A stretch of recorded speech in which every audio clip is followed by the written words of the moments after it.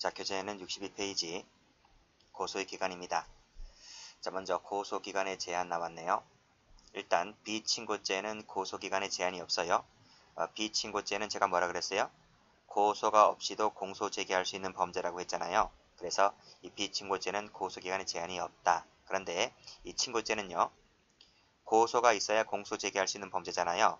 그런데 그렇기 때문에 고소기간을 제한해 둔다. 그쵸? 왜냐하면 무한정은 위험하니까 고소기간을 제한을 둘 수밖에 없는데 그럼 그 기간이 얼마냐는 거예요. 자, 밑에 옆에 조문 나와 있죠? 조문표 펼쳐보시고 자, 친고죄에 있어서는 범인을 알게 된 날로부터입니다.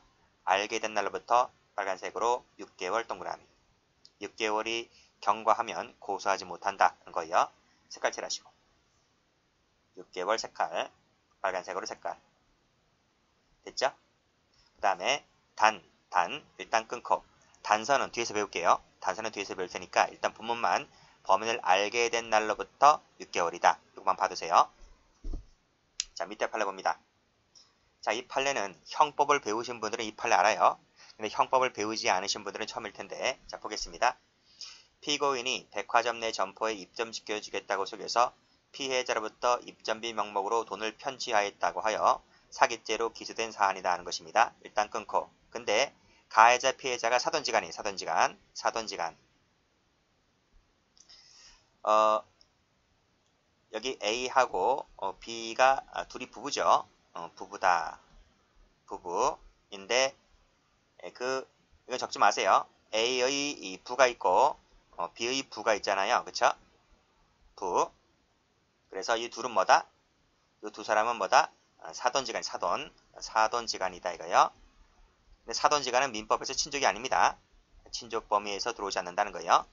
그래서 이게 백화점 내 점포를 입점시켜 주겠다고 속여서 입점비 명목으로 돈을 편취했다는 거죠. 그래서 요 A 아버지가 B의 아버지한테 이렇게 사기를 쳤다는 거죠. 기망을 해서 착오를 일으켜서 투자를 했다는 거예요. 투자를 했다. 그래서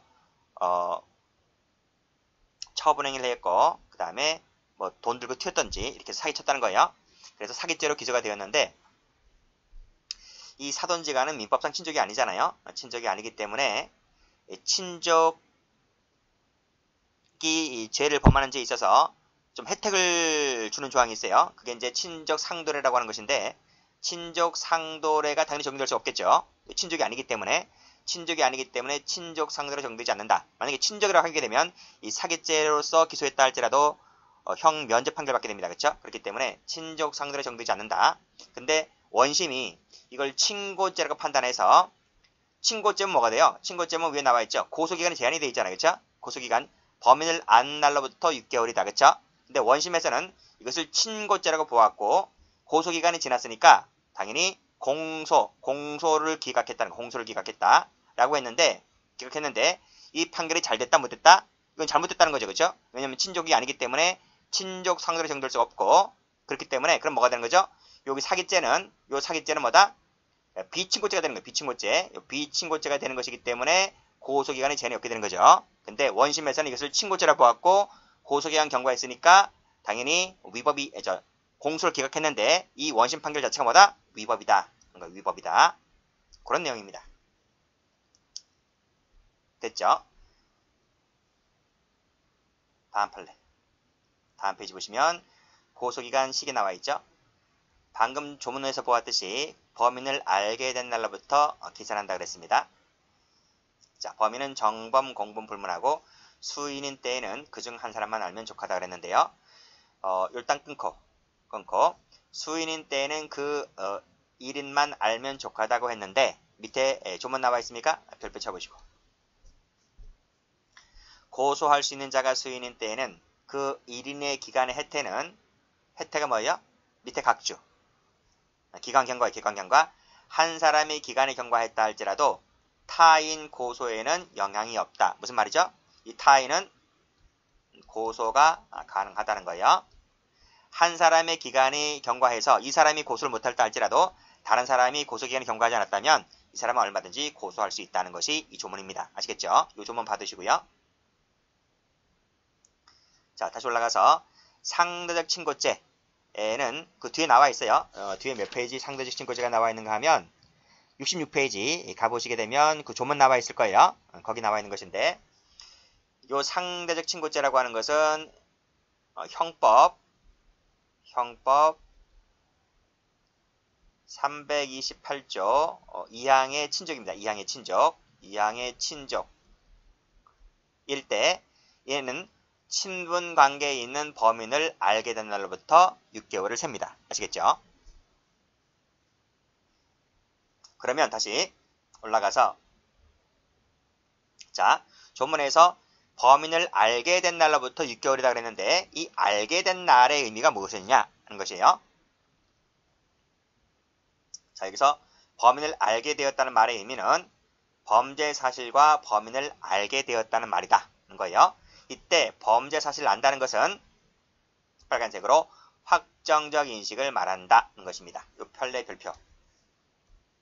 다시 한번 범인을 알게 된다는 말은 범죄 사실과 범인을 안다는 말인데 이때 범죄 사실을 안다는 것은 그 범죄 사실에 대한 확정적 인식을 말한다는 거예요. 자, 확실히 알았을 때를 말하는 거예요. 확실히 알았을 때 이것은 뭐다? 범죄 사실을 확실히 알았을 때를 말한다. 따라서 CF 미필적 인식 하면 틀려요. 하면 틀리다. 즉 미필적 인식으로도 족하다 하면 틀려요. 어렴풋이한 거 있죠. 어렴풋이한 거. 어렴풋이한 것은 아니고 확실히 알았을 때부터 센다. 됐죠? 그래서 이 확실에다가 색깔 칠하시고 확정적에다 색깔 칠하시고 자, 그 다음 판례. 이것도 별표. 자, 범인을 알게 되었다는 것은 범인이 누구인지를 특정할 수 있을 정도이면 된다는 얘기인데 그게 무슨 말일까? 누구인지가 무슨 말일까? 빨간색으로 동일성을 식별할 정도임을 말한다는 거예요. 동일성을 식별할 수 있을 정도이면 말하는 것이지 그 사람의 성명이 뭐고 주소는 어떻고 연령은 어떻게 되고 이것까지 알 필요가 없다는 것입니다. 이것을 알아야 한다 하면 틀려요. 그러면 여기서 또 이 동일성이 무슨 말인가요? 동일성이 무슨 말이요? 자, 경찰이 사진을 보여줘요. 사진. 이 사람이 맞냐 이거예요. 이 사람이 맞냐? 이 사람이 맞다. 확실하다. 확실히 이 사람 맞다. 그걸 말하는 거예요. 이 사람 이름은요? 이름 그건 잘 모르겠는데 그건 알 필요 없어요. 그건 알 필요 없고 이 사람이 맞다는 것을 확실히 찍죠. 그랬을 때 맞다 아니다. 그쵸? 맞다 아니다. 확실히 맞다. 분명하다. 그쵸? 이렇게 식별할 수 있을 정도이면 된다는 것입니다. 그때 어렴풋이 안 된다는 거예요. 이 사람이 맞을 것도 같고 안 맞을 것도 같고 그게 아니라 확실했을 때, 그쵸? 확실히 이 사람이다 를 알았을 때를 말하는 것이다. 성명, 주소, 연령까지 알 필요는 없다. 그것까지 알아야 한다 하면 틀려요. 이 판례도 출제가 잘 돼요. 그리고 밑에 판례는 전 시간에 배웠죠? 대리할 때 배웠어요. 대리인의 고소권은 법정 대리인 자신이 범인을 알게 된 날부터 센다. 요 동그라미 쳐보시고 이건 앞에서 배웠습니다. 고의권 할 때 설명드렸죠? 자, 밑에 판례도 별표. 자, 고소는 대리인이 가능하다 그랬어요. 대리인이 가능한데 그러면 이것도 대리인이 범인을 알게 된 날로부터 쓸까? 대리인이 안 날로부터가 아니에요. 대리인이 안 날로부터가 아니라 고소권자가 안 날로부터다 하는 거예요. 빨간색으로 고소권자를 기준으로 한다. 동그라미 치시고. 그래서 요 두 가지 비교하셔야 돼요. 요 두 가지 판례를 CF 해놓으시고 비교하세요. 법정 대리인은 고유권이기 때문에 법정 대리인의 권한은 고유권이기 때문에 법정 대리인 본인이 안 날로부터 세지만 대리인 같은 경우에는 대리인이 안 날로부터가 아니라 고소권자가 안 날로부터다 하는 것이 고소권자가 안 날로부터. 두 가지 꼭 판례 비교하시고 그다음 포괄일제 볼게요. 자, 형법 배우신 분들은 포괄일제가 또 뭔지 알죠? 자, 포괄일제는 자 1월 1일 날 뇌물 받고 3일 뇌물 받고 뇌물 계속 받았어요. 뇌물 계속 받았다 이렇게. 그렇죠? 몇 달에 걸쳐서 계속 받았어요. 적발됐어요. 요 마지막 받은 날짜에 경찰로부터 적발되었다는 거예요. 그랬을 때 뇌물은 받은 날로부터 한 개 한 개 제거되는 것이 아니라 이것을 싸잡아서 처음부터 끝까지 수십 번 받았다 할지라도 이것을 싸잡아서 포괄해서 일죄가 되죠. 일죄가 된다. 그쵸? 뇌물 액수가 많아지면 가중처벌됩니다. 그랬을 때 이 포괄일죄에서 범인을 알게 된 날이라고 하는 것은 최초 받은 때가 아닙니다. 최초 받은 때가 아니라 마지막 날. 이때부터 고소기간을 센다. 기산한다는 거야. 기산한다. 그래서 그것이 무엇인가 하면 범인을 알게 된 날이라고 하는 것은 범죄 행위가 종료된 때, 그 종료된 때를 말한다. 그렇죠? 최후 시점이죠. 최후 시점이라는 거예요. 그때부터 알게 된 날을 말한다. 그래서 마지막 줄에 보시면 영업범 등 포괄일죄의 경우에서는 최후의 범죄 행위가 종료한 때입니다. 최후입니다. 최후. 최후의 범죄 행위가 종료한 때부터 센다. 됐어요? 네, 됐고 다음 페이지 갑니다. 자, 아까 본문까지는 봤고요. 예외 단서를 볼게요. 단서. 단. 고소할 수 없는 불가항력적 사유가 있을 때는 그 사유가 없어진 날로부터 셉니다. 아시겠죠? 이것도 별표 쳐보시고. 자, 끝판례 볼게요. 밑에 거. 범행 당시 고소 능력이 없었다. 고소 능력이 없었다. 그죠? 근데 그 후에 고소 능력이 생겼다는 것입니다. 예를 들면 요 밑에 이 판례가 밑에 나와 있어요. 고소 능력이 없었던 피해자 그랬죠. 그러니까 사실상의 의사 능력이 없었다. 나이가 아주 어려서 뭐 7살, 8살밖에 안 돼요. 사실상의 의사 능력이 없었다는 거예요. 근데 이 아이가 나이를 먹었죠. 나이를 먹죠. 그 후에 고소 능력이 생겼다. 그렇죠? 의사 능력이 생겼다는 거예요. 생겼다면 그 고소 기간은 언제부터 센다? 고소 능력이 생긴 때부터 센다. 됐어요? 됐어요. 색깔 칠하시고. 생긴 때부터 센다. 자, 밑에 판례. 13살짜리네요. 자, 13세 동그라미, 11세 동그라미, 14세 정신지체하네요. 이렇게 동그라미. 됐어요? 자, 그랬을 때 다시 올라가 보시면 1번 판시 제1범행을 할 때는 나이가 너무 어려서 고소 능력이 없었다. 즉 의사 능력이 없었다는 거예요. 근데 제2범행을 할 때는 이 아이가 13살 남짓 되어서 중학교 1학년 됐네요. 비로소 고소 능력이 있었다는 거예요. 있었다면 이 아이는 요 밑에 고소 능력이 생긴 때부터, 그렇죠? 그게 언젠데? 13살 때, 13살 때. 요때부터 뭐다? 그 고소기간을 센다 하는 것입니다. 그 다음 밑에 자, 범행 당시 11살에 불과해서 고소 능력이 없었대요. 없었는데 나이를 먹었겠죠. 그래서 나이가 더 많아져서 비로소 고소 능력이 생겼다면 고소기간은 고소 능력이 생긴 때부터 센다. 자, 14세 정신지체한데 이 친구도 처음엔 몰랐다가 주위 사람들로부터 피해 사실을 말하고 그때부터 고소 의미와 취지를 알게 되었다면 그 설명 들은 때부터 고소 능력이 생겼기 때문에 이때부터 고소 기간을 센다 하는 것입니다. 뭐 강간 남았네요. 상간자, 그쵸? 상간자, 강간에 의한 것을 주장하면서 상간자를 강간죄로 고소하였고 이에 대해서 검찰에서 무혐의 결정이 나자 간통죄로 고소했다고 했을 때 이것은 검찰의 무혐의 결정이 있을 때부터 동그라미 요때부터 센다. 이거 제가 색깔 여러분 책은 색깔이 없을 텐데 제가 색깔 넣었어요. 그때부터 센다. 봐두시면 될 것 같고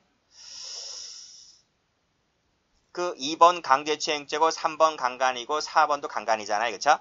근데 이것은 당시에는요. 요 2번, 3번, 4번 같은 경우에는 그 당시에는 친고죄였습니다. 당시에는. 근데 이것이 2010년도에 비친고죄로 바뀌었어요. 그래서 오늘날은 친고죄가 아닙니다. 근데 판례는 역사이기 때문에 전원합의체 판결에 의해서 변경되지 않는 이상 그 역사 자체가 시험 나오기 때문에 2번, 3번, 4번은 비록 지금은 비친고죄이지만 그 당시에는 친고죄였기 때문에 이 판례가 나왔던 것이고 아직까지 살아있기 때문에 아직까지 살아있다는 것보다는 이 판례는 출제가 되기도 하기 때문에 그래서 그제 넣어놨습니다. 자, 그 밑에 해고될 곳이 두려워서 고소를 하지 않았다. 요 세모 쳐보시고 그 밑에 주소를 알지 못하였다. 이것은 불가항력적 사유가 되지 않습니다. 불가항력 사유가 되지 않기 때문에 이것은 고소기간 산정할 때 기간이 도과했다면 고소할 수 없게 되는 것이죠. 자, 됐고. 자, 그 다음 고소 불가불행 원칙을 볼게요. 자, 이건 무지 중요합니다. 별표 쳐보시고. 자, 고소 불가분이라고 하는 것은 고소 효력이 불가분이다. 그런 얘기인데요. 이는 친고죄에 있어서 고소 효력이 미치는 범위와 관련된 것으로서 친고죄의 고소의 경우에만 적용된다는 것입니다.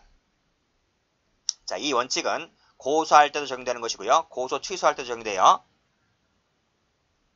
자, 그 취지가 나와 있죠. 취지 맨 밑에.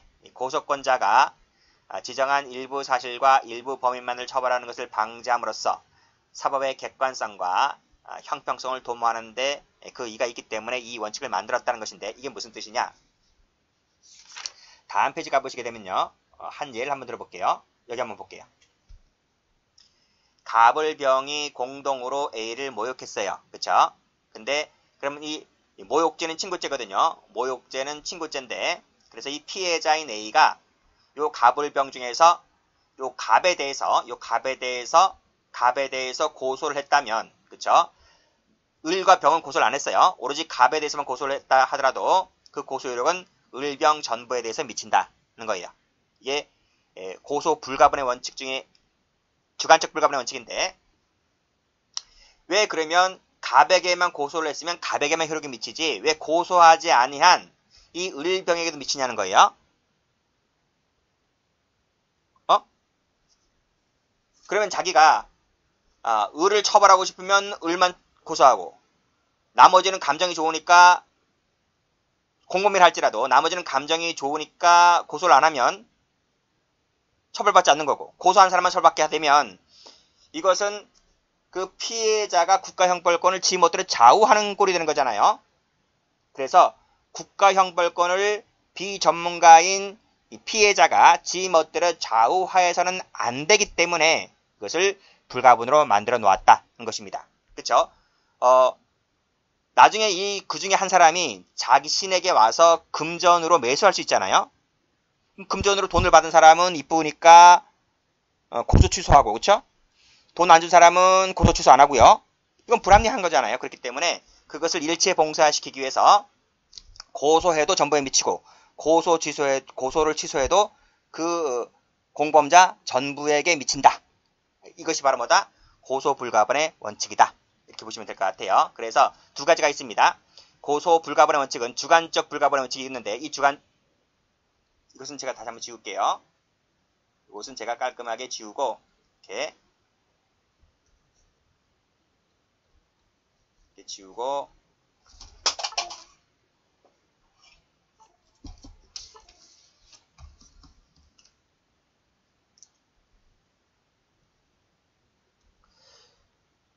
요 주관적 불가분의 원칙이라고 하는 것은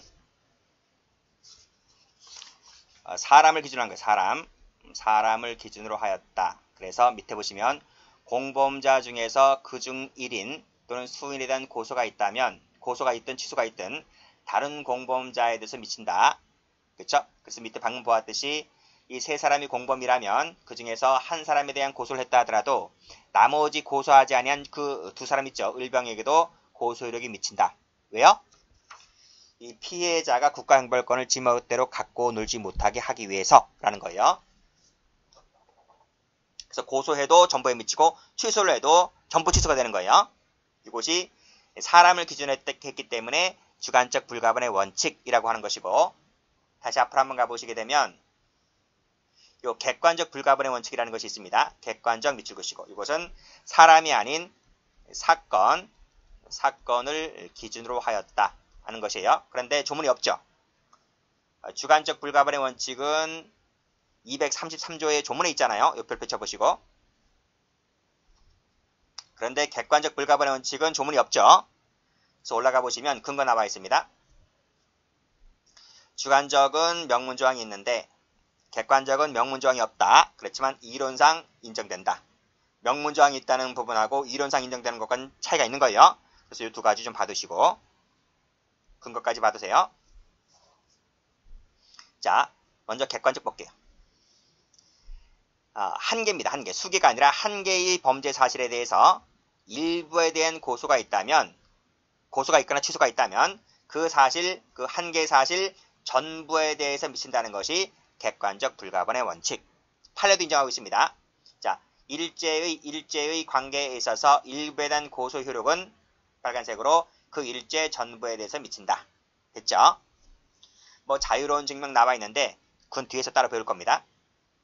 자, 됐고. 그 예를 한번 들어볼게요. 요 한 개의 사실 일부에 대한 고소나 취소 효력은 전부에 미친다는 것이 밑에 나와 있어요. 자, 밑에 볼게요. 자, 공갈죄입니다. 공갈죄. 상대적 친고죄. 다음 페이지 볼까요? 다음 페이지. 여기 상대적 친고죄 나와 있죠. 그쵸? 그쵸? 여기 328조 형법 328조 2항 문제입니다. 2항 문제. 이것은 친족끼리 절도를 하거나, 그쵸? 사기를 치거나, 공갈을 치거나 할 때, 요 이항의 친족은 약간 먼 친척이야, 먼 친척. 먼 친척일 때에는 친고죄입니다. 이거 친고죄. 여기 친고죄가 돼버려. 요 이항 나와 있죠? 여러분 책에는 이항밖에 없을 거예요. 제가 강의 편의상 1항하고 3항을 갖다 놨는데, 굳이 적을 필요는 없고, 형법을 공부하시는 분들은 1항, 2항, 3항을 다 형법 시간에 배우잖아요. 근데 형법을 배우지 않는 분들은 1항, 2항, 3항을 좀 참고로 좀 봐두세요. 근데 요 2항만 알고 계시면 되는데 제가 강의 차원에서 1항, 3항을 넣어놨습니다. 읽어볼까요? 자, 형법 328조 직계혈적 배우자, 동거친족, 동거가족 그 배우자 간에 323조의 죄는 그 형을 면제한다 그랬어요. 면제한다. 필요적 면제입니다. 근데 요 323조가 권리행사 방해죄인데 이것이 절도, 뭐 사기 공갈에도 준용되는 것이기 때문에 그러면 절도 갖고 한 예를 들어볼게요. 절도. 자, 요 가까운 친척이죠. 직계혈적, 배우자, 동거친족, 동거가족 그 배우자의 가까운 친족에서 절도 등을 하면 검사가 공소를 제기를 했다 하더라도 필요적 면제죠. 필요적 면제. 근데 그 밑에 보면 그 1항 이외의 친족이잖아요. 1항 이외의 친족은 약간 먼 친척입니다. 먼 친척일 때는 고소가 있을 때 한해서만 공소 제기할 수 있다. 이게 바로 뭐예요? 요것이 바로 상대적 친고죄다 하는 거예요. 제가 먼 친척 했는데 그건 강의할 때 상 그렇다는 얘기고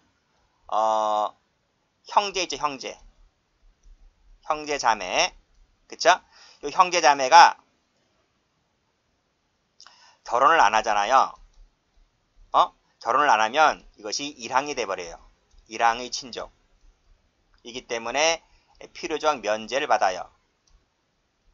참고로 좀 봐두세요. 그냥 흘러들으세요.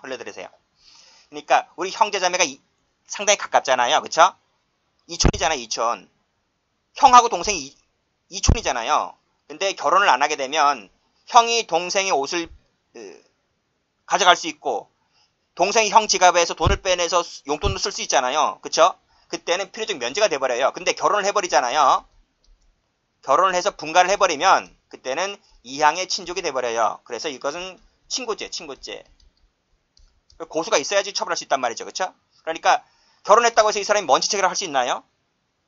가까운 친척인데 제일 가까운 친척인데 그쵸? 그러니까 제가 강의할 때는 1항은 가까운 친척, 2항은 먼 친척 하는데 반드시 그렇지는 않다는 거예요. 그러니까 형제자매가 결혼 안 하면 필요적 면제가 되고 결혼을 해버리면 친고죄가 돼버리니까 이게 상대적이라는 거예요. 그래서 요 1항 이외의 친족은 고소가 있어야 공소를 제기할 수 있다는 것입니다. 그 중에 이제 절도가 있고 그쵸? 친족끼리 절도하거나 친족끼리 사기치거나 친족끼리 공갈치거나 했을 때 요 친족 상돌의 1항, 2항에 적용을 받는 거예요. 그랬을 때 요 2항을 잘 받으시라는 거예요. 2항. 올라가 보시면 여기서 요 상대적 친고죄일 때 공갈죄 나와 있죠. 그쵸? 그랬을 때 그 가까운 그 결혼한 형이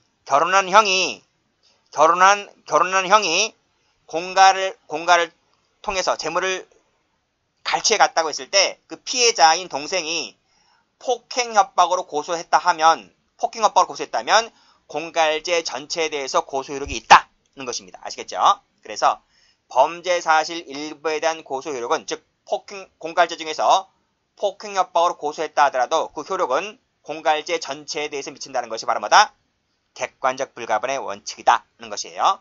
그래서 여기서 한계라 그랬고 판례에서도 일제라 그랬죠. 이 일제는 뭐다? 단순일제입니다. 단순일제. 그래서 제가 책을 지저분하게 썼죠. 지울게요. 자, 그래서 단순 일제 빨간색 동그라미 여기는 예외 없이 적용된다 그런 것입니다. 두 번째죠. 자, 두 번째를 보시면 상상적 경합범위라고 하는 것이 있는데 좀 말이 어렵죠. 이것도 형법에 나와 있고 실체적 경합범도 형법에 나와 있는 것인데 이건 모르시는 분들만 적으세요. 형법을 안 배우시는 분들만 적으세요. 형법을 안 배우시는 분.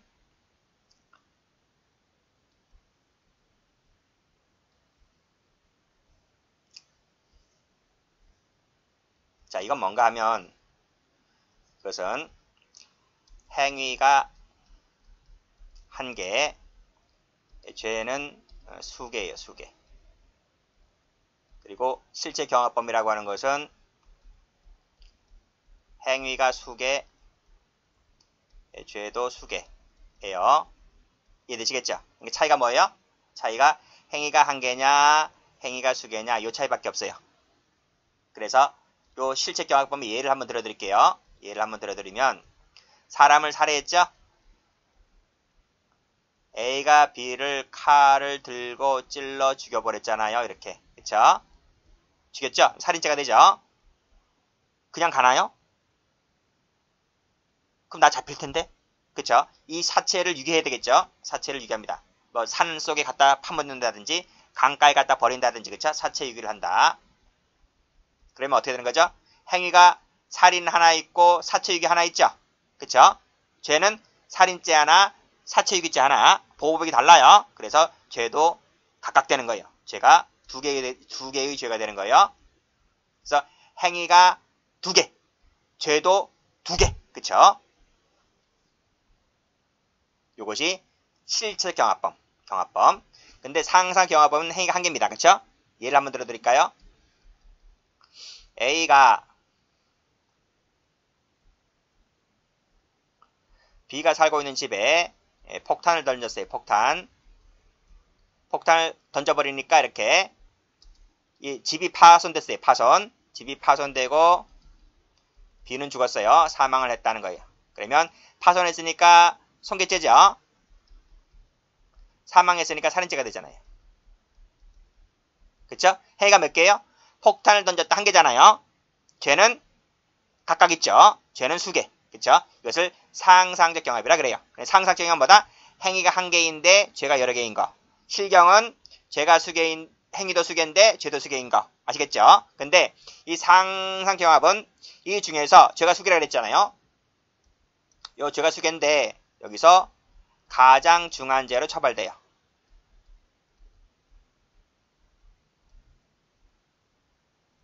아시겠죠? 가장 중한 죄로 처벌된다는 거예요. 그러면 손괴죄가 중요해요? 살인죄가 중요해요? 이 두 개 중에서 살인죄가 중하죠.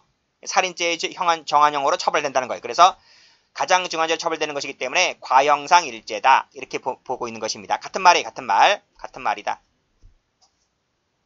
형법에서는 상상적 경합을 더 많이 쓰고 형소법에서는 과형상 일죄라는 말을 더 많이 써요.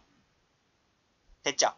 자, 그랬을 때 자, 보시면 자, 이 죄가 수개잖아요. 수개일 때 모두 친고죄일 때는 피해자가 같은 경우에는 적용돼요. 같은 경우에는 빨간색으로 적용된다. 모두 친고죄일 때. 그렇죠? 모두 친고죄일 때 같으면 적용된다. 그런데 파란색으로 다르면 적용되지 않아요. 세모 칠게요. 또 일부만 친고죄일 때 적용 안 돼요. 그러니까 세모 칠게요. 그래서 비친고죄에 대한 고소는 친고죄 효력이 없고 친고죄에 대한 고소 취소는 비친고죄에 대한 효력이 없는 거예요. 근데 실체경합법은 방금 여기서 판례에서 뭐라 그랬습니까? 일죄, 그쵸? 한 개의 범죄 사실 일부에 대한 고소 취소는 전부에 대해 미친다. 그러니까 한 개의 죄니까 한 개의 죄라고 했어. 한 개의 죄, 수개죄가 아니고 한 개의 죄 중에서 일부에 대한 효력은 전체에 미친다 했기 때문에 이건 일죄를 말하는 거예요. 그래서 이건 수재잖아요. 수재의 경우에는 적용되지가 않는다. 그건 적용되지가 않는다. 그래서 이거 세모 칠게요. 세모. 동그라미 친 건 뭐가 있어요? 이거잖아, 이거. 단순 일제 동그라미. 그쵸? 빨간색으로. 요것만 동그라미. 이거 동그라미. 상경에서 모두 친고죄인데 같으면 동그라미. 요 두 개밖에 없어요. 요거 두 개밖에 없어요. 나머지는 세모. 이건 안 돼요. 안 된다. 어렵나? 외우면 돼요. 외우면 되는데 처음부터 외우려 하지 마시고 처음에는 1회독이 가장 중요한 거예요. 1회독을 가장 중요하고 두 번째부터는 다 이렇게 동그라미 세모가 쳐져 있고 밑줄이 그어져 있잖아요. 그럼 자꾸 반복해서 보는 거예요. 회독수를 늘려가는 거예요. 2번, 3번 늘려가다 보면 속도도 빨라지고요. 저절로 암기가 돼요. 그걸 억지로 하지 마시고. 그렇죠? 그러니까 암기한다는 말은 그만큼 많이 보면 암기가 된다는 거예요. 자, 됐습니다. 다음 페이지 볼게요. 주관적 불가분의 원칙. 설명드렸죠? 자, 그래서 밑에 적용 범위 보시면 자, 이 친고죄가 두 개로 나눠집니다. 절대적 친고죄. 그 다음에 상대적 친고죄. 자, 이 절대적 친고죄라고 하는 것은 신분관계와 관계없어요. 상대적이라고 하는 것은 신분관계와 관계는 있었잖아요. 절대적 친고죄라고 하는 신분관계 관계없이 그 자체로서 친고죄가 되는 것을 말하게 되는데 우리 형법에 딱 요거밖에 없어요. 요거 사자 명예훼손죄, 사자 동그라미 치시고 모욕죄, 모 동그라미 치시고 비밀침해죄, 비밀 동그라미 치시고 업무상 비밀누설죄, 비밀 동그라미 치시고 요거밖에 없어요. 요거밖에 없어. 그래서 어떻게 외워요? 사모님이 그쵸? 사모님이 비밀이다. 무슨 뜻인지 아시죠? 대충 감이 오시죠? 비밀이에요. 사모님은 비밀이에요. 요것만 친고죄. 그리고 밑에 나와 있는 형법상의 328조 제2항의 친고죄는 상대 친고죄인데 우리 형법에서는 6이 전부 다예요. 그러니까 그 성범죄 있죠. 강간죄하고 강제추행죄는 현행법상 아니에요. 현재는 아니다. 현재는 친고죄 조항이 아니다. 10년 전에 삭제됐어요. 그리고 이제 그 옛날에도 친고죄가 하나 있었던 것이 있었는데 간통죄가 있었죠. 간통죄가 또 폐지가 됐잖아요. 그렇죠? 헌재로부터 유언 결정 받아가지고 폐지가 됐잖아요. 간통죄.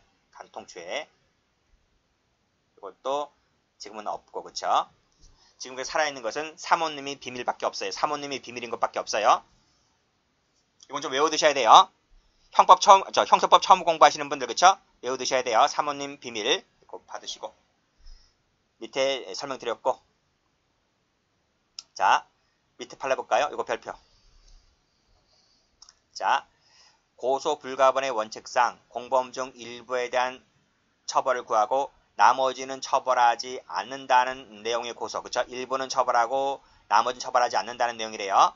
이것은 적법한 고소가 아니겠죠? 왜요? 고소 불가분의 원칙이 적용되는 것이기 때문에 그때 내리는 판결이 뭐다? 이것은 공소기각 판결이다. 이것도 받으셔야 되고 색깔칠하세요. 공소기각 판결 많이 나오네요. 색깔칠하시고 자 됐죠? 다음 페이지 한번 가볼까요? 자 상대친고죄 적용범위 공범자 전원이 친족인 경우가 있고 그 밑에 일부만이 친족인 경우가 있는데 자 공범자 전원이 친족인 경우 볼게요. 조카 2명이 있고 삼촌 집이니까 이항의 친족 삼촌 집에 들어가서 절도를 했다 그랬어요. 그랬을 때 삼촌이 고소를 한 후에 조카 한 명에 대해서 고소 취소하면 다른 조카에게까지 미친다. 그러니까 두 사람이다. 조카 2명이다. 이 삼촌하고 친족이잖아요. 이항의 친족이기 때문에 고소나 고소 취소는 나머지 전부에 대해서 미친다. 근데 일부만 친족일 때 어떻게 되느냐? 그땐 적용되지 않습니다. 그 이유가 어디에 나와 있는가 하면 앞에 다시 한번 가보세요. 여기 나와 있어요. 근거가 사망에. 자, 신분관계 없는 공범에 대해서는 친족 상들의 조항을 적용하지 않겠다. 이란 말이에요. 그러니까 이 공범 있잖아요. 공범이 1항의 친족과 같이 절도등을 했다고 했을 때 1항의 친족만 형 면제 판결 받고 비친족은 유죄 판결 받는 거예요. 2항도 마찬가지고요. 그러니까 이 공범이 요 형제자매에서 결혼하지 않은 사람과 같이 합심해서 물건을 훔쳤다. 그쵸? 그럼 1항의 친족은 형면제, 2항의 친족은 친고죄거든요. 그렇다 하더라도 신분관계 없는 공범이라면 1항에 가담했든 2항에 가담했든 뭐다? 무조건 유죄 판결 나오는 거예요. 아시겠어요? 이걸 왜 설명드려요? 밑에 다음 페이지 이거와 관련이 있기 때문에 그런 거예요. 비신분자에 대한 고소는 신분자에 대해서 효력이 없다. 그쵸? 신분자에 대한 고소 취소는 비신분자에게도 효력이 없다. 보시면 돼요. 그래서 밑에 보시면 친구인을 나와 있고 3천 나와 있죠? 그리고 밑에 친구인을 나와 있고 3천 병 남아 있고 읽어보시면 됩니다. 오로지 뭐다? 공범자 전원이 친족일 때만 불가분의 원칙이 적용된다. 정리해 두시고 판례. 자, 상대적 친고죄에 있어서 피해자의 고소 취소는 친족관계 없는 공범자 나왔네. 그쵸? 없는 공범자에 대해서는 그 효력이 미치지 않겠죠. 자, 그 다음 여기까지 해서 친고죄가 끝났어요. 문제는 밑에 반의사 불벌죄예요. 반의사 불벌죄. 자, 한자인데 쉽습니다. 의사에 반해서는 불벌, 벌할 수 없는 죄인 거예요. 의사에 반해서는 벌할 수 없는 죄. 즉 고소가 없어도 공소 제기할 수 있지만, 그쵸? 고소가 없어도 공소 제기할 수 있지만 피해자가 처벌을 원치 않는다는 의사 표시를 명백히 했을 때는 그 의사에 반해서는 벌할 수 없다는 죄를 반의사 불벌죄라고 해요. 예를 들어서 폭행죄가 그렇다는 거죠. 자, 술 먹다가 싸움했어요. 경찰 불렀어요. 그쵸? 폭행죄잖아요. 그쵸? 그러면 피해자의 고소가 없어도 공소제기 할 수 있는 거예요. 검찰은 공소제기 할 수 있는데 합의를 보게 되면 피해자가 와서 그러죠. 저 합의 봤으니까요. 됐어요. 처벌 안 할래요. 처벌하고 싶지 않아요. 그러면 어떻게 되는 거예요? 처벌할 수 없는 거죠. 그래서 폭행죄 등은 뭐다? 대표적인 반의사 불벌죄가 되는 거예요. 아시겠죠? 그래서 이 반의사 불벌죄의 경우에 이 불가분의 원칙이 적용될 수가 있느냐고 하는 것인데 적용되지 않는다는 것이 판례입니다. 왜 적용되지 않을까요?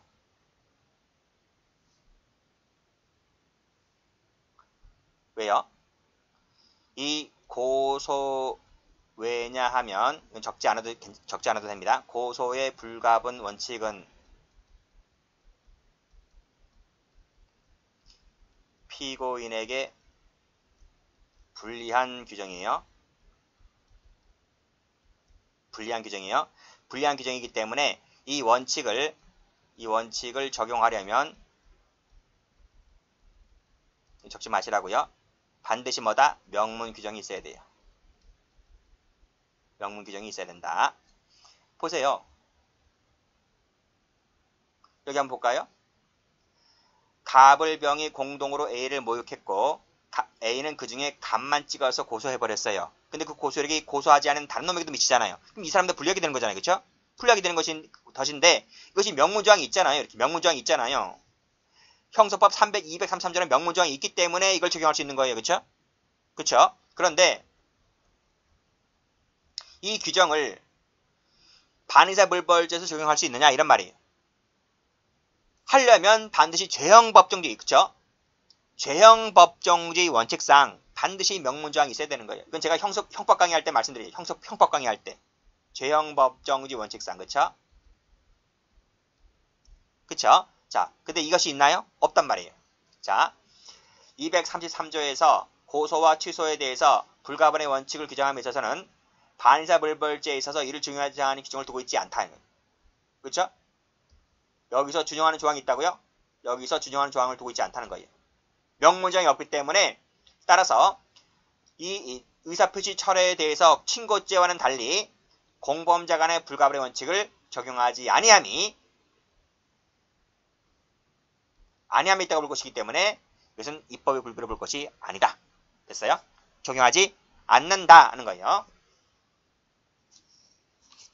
이 판례 별표. 그 형법규는 뭐라 그럽니까? 적용하면 유치해석 금지 원칙에 위반된다. 이렇게 배우잖아요. 죄형법 등기 할 때. 자, 그 다음 즉시고발 볼게요. 자, 즉시고발도 역시 결론부터 말씀드리면 세모 쳐볼게요. 세모. 이것은 어떤 거냐면 적으세요. 고발이 있어야지만 공소 제기할 수 있는 범죄. 공소 제기할 수 있는 범죄를 말합니다. 페이지는 76페이지 펴보세요.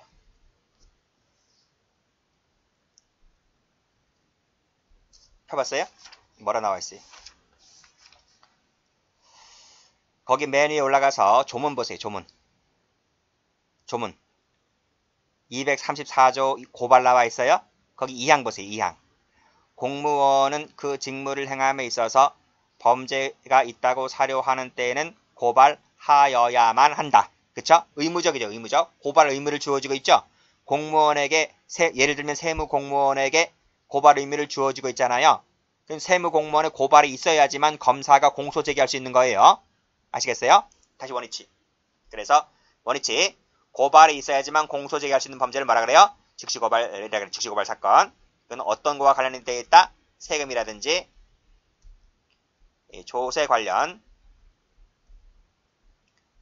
관련해서 즉시고발 사건이 있다는 거예요. 자, 그래서 올라가 보시게 되면 근데 여기에서도 과연 고소의 주관적 객관적 불가분의 원칙이 적용될 수 있느냐고 하는 것인데 제가 뭐라 그랬어? 그러려면 명문조항이 있어야 된다니까요. 명문조항이 있어요? 없어요? 없어요. 그러니까 불가분의 원칙이라고 하는 것은 오로지 고소에만 적용되는 거예요. 고소에만. 아니 제가 교재에서 말씀드렸잖아. 65페이지 맨 위에 올라가서 의의를 다시 한번 보세요. 뭐라고 돼 있어요? 두 번째 줄에. 친고죄의 고소에 대해서만 적용된다. 그 외에는 적용되지 않는다고요. 고발에도 적용되지 않고 즉시고발 사건에 적용되지 않는 거예요. 다시 보시고. 그래서 자 따라서 앞에 끊고 교세범처벌법이나 관세법상의 즉시고발 사건의 경우에 있어서는 뭐다? 적용되지 않는다. 적용되지가 않는다. 이게 제일 중요한 거예요. 밑에 판례 별표.